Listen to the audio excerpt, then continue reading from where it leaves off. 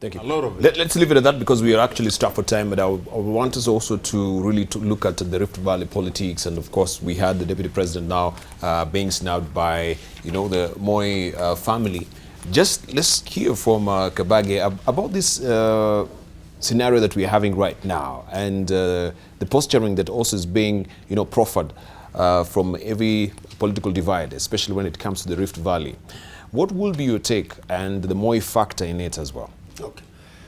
Allow me to say two things about a few things.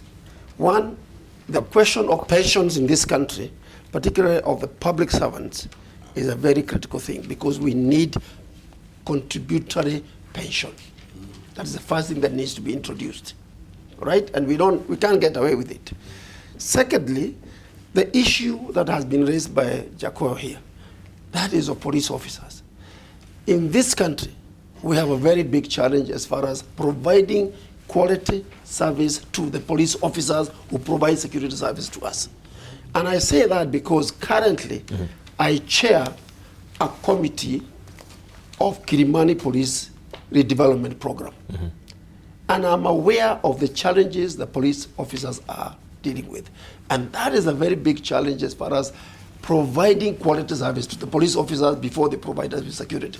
Those are two things I wanted to say. Now, regarding the issue of the politics of Rift Valley. Now, the politics of Rift Valley, we cannot divorce it from the politics of the interested party. The interested party in 2022 is Deputy President of the Republic of Kenya.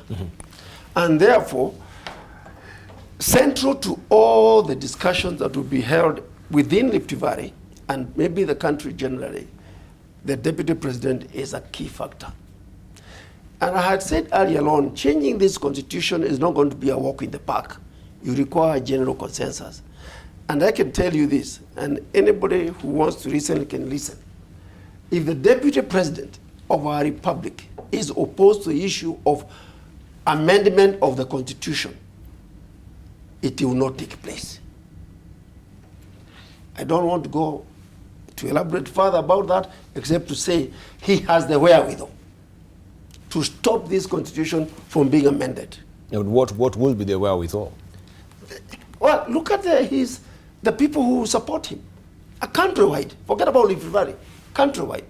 He is probably the only person outside of Raila and outside of the president who commands the greatest support among the MPs. Forget about the people generally. And this constitution is not going to be easy to change without involving the role of the Deputy President or his hand in the whole thing.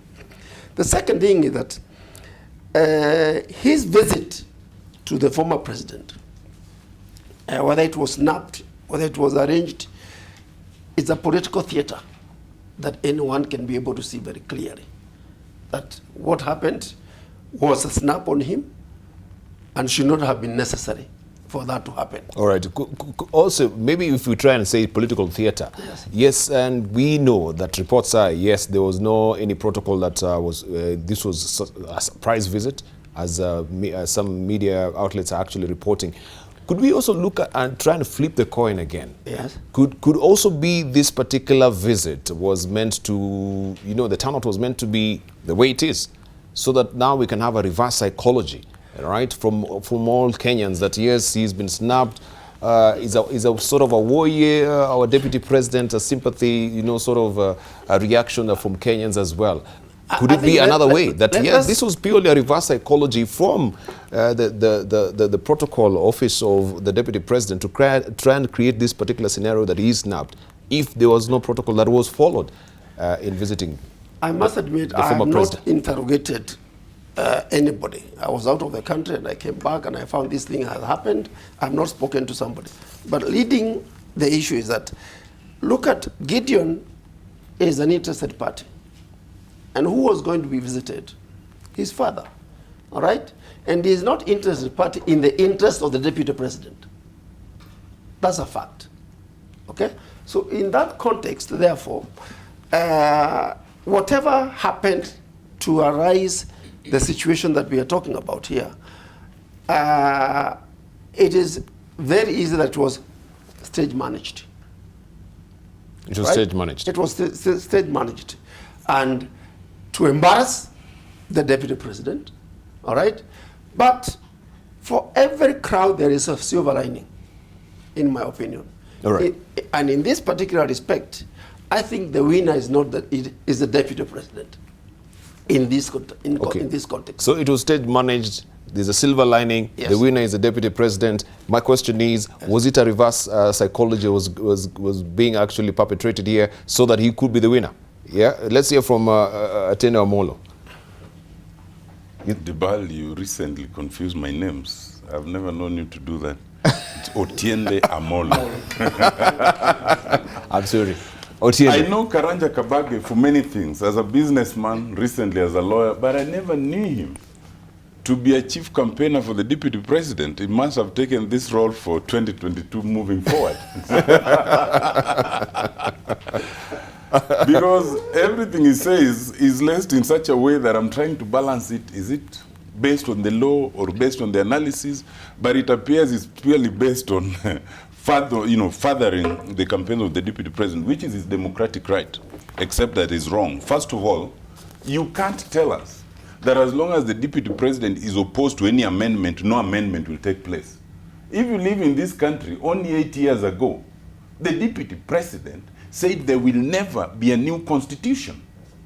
You yourself have told us here in this panel that the current constitution was passed by 61% of Kenyans. 69, yes, percent of Kenyans. Yes. Yet the deputy president opposed it. Yes. So what has changed? He opposed it, then we passed it. He can oppose this, we'll still pass it by 69%. So you can't tell us that as long as he's opposed, we can't have change.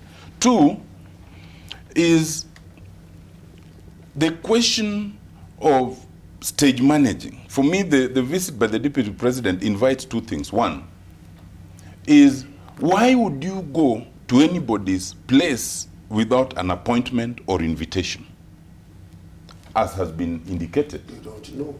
Well, well, you are in the campaign committee, so you can tell us. But the media tells us that there was no arrangement. The second question it invites is, why now? The deputy president lives, I think, a stone throw away from retired President Moi. Why has he not visited in all this time? Is it only because now Raila went and shook the hands of President Moi? So what does that make the deputy president? He is also in search of handshakes that he's opposed to. For me, that's what it begs. But the more fundamental question for me is, I think all that drama around the Rift Valley, around the visit, around all those things, and the attacks that some of my colleagues are now trying to focus on Raila is misplaced and unfortunate. Raila and Uhuru are focused on the future of this country.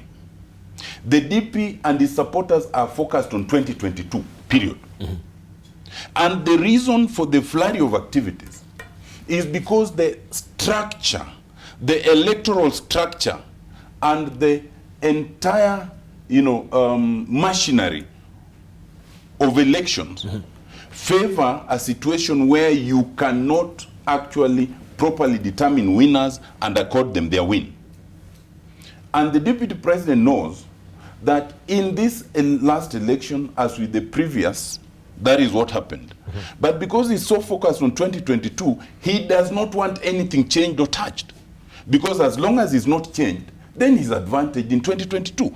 Bottom line.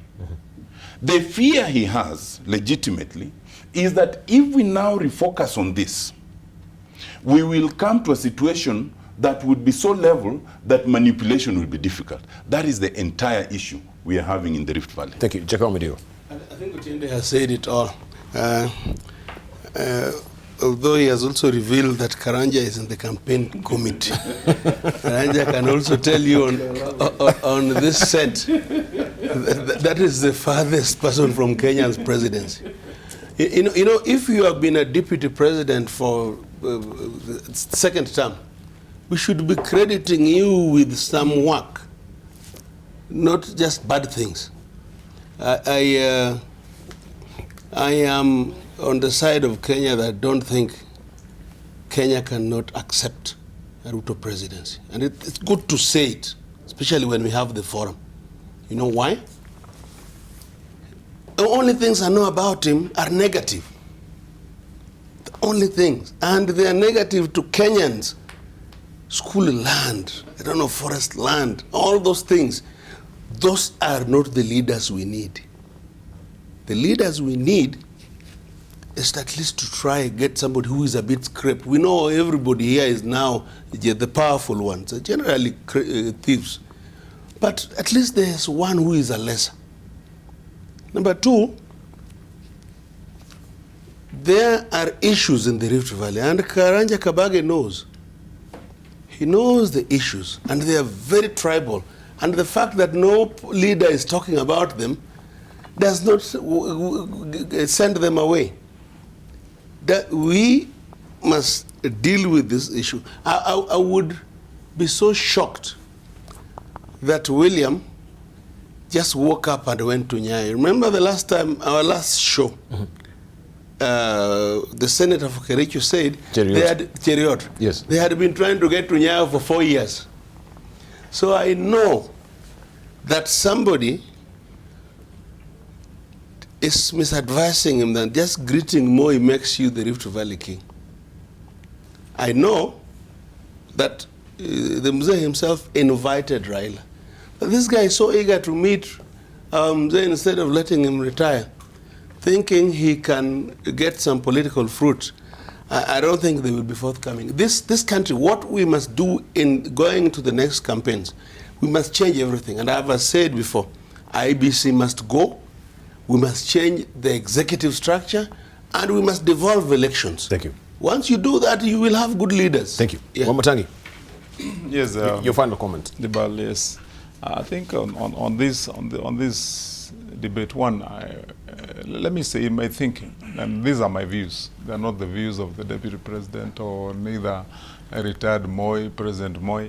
These are my views. One, I don't think, in my view, that the DP, as it is now, would be interested at all in opposing the views of Kenyans at any one time, were they to be expressed through a constitutional amendment or through any other amendment. I mean, if Kenyans said this is what they want to do, I believe he would not be interested in opposing the views of Kenyans as far as that's concerned. Two, when you've spoken about the issues in the Rift, you know, I don't know why Kenyans right now, or we ourselves, are behaving as though there is anything new to what we have had. Who didn't know that before we went even to the elections, that Gideon Moi had been rumored or even was sending signals that he may want to run?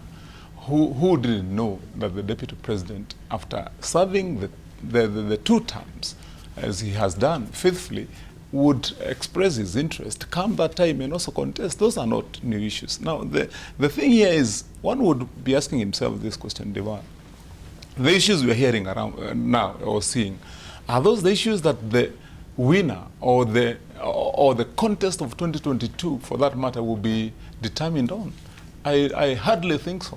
I mean, whether one went to who or did what, that's not the issue. And I believe verily, you know, if you would ask me to profile the DP, I would. You know, I mean, from what I know about him, he's been elected in his constituency as member of parliament for 3 terms.